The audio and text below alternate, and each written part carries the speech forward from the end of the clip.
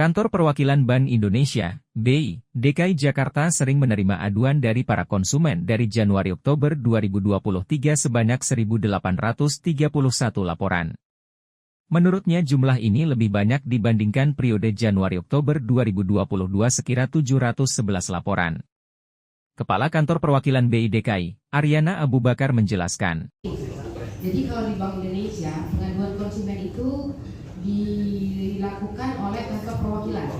Jadi termasuk di kantor perwakilan Bank Indonesia. Nah ini kalau kita lihat, ini mungkin kecil ya, teman-teman mungkin nggak bisa baca, saya juga nggak bisa baca. Jadi di sini untuk pengaduan, ini memang pengaduan tertinggi ini kalau kita lihat adalah masalah uang, kemudian kartu kredit, transfer dana. Ini bisa teman-teman lihat bahwa memang kalau kita lihat komposisinya itu walaupun ada perubahan, tapi dari sisi ranking kayaknya masih belum banyak berubah gitu.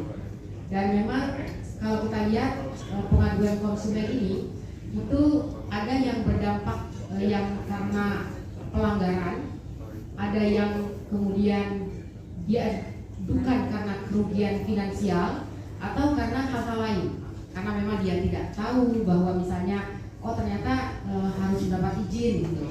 Kalau kerugian finansial ini juga macam-macam. Lalu bagaimana cara melakukan pengaduan itu? Jadi menyampaikan pengaduan yang terkait dengan jasa sisi pembayaran itu bisa secara langsung maupun secara tidak langsung. Kalau secara langsung itu bisa disampaikan melalui kantor pusat Bank Indonesia.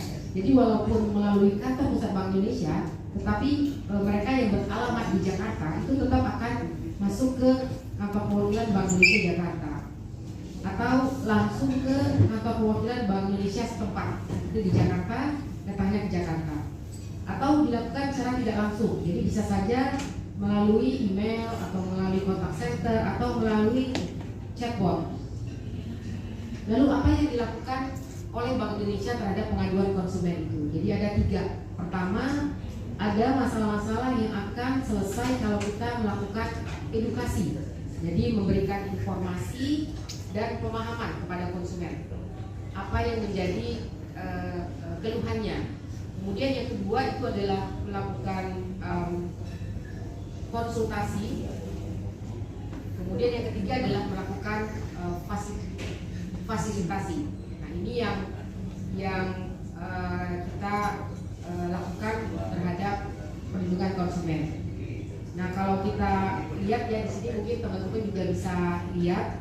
Jadi pengaduan konsumen terkait digitalisasi di Januari-Oktober 2022 itu ada 711 pengaduan.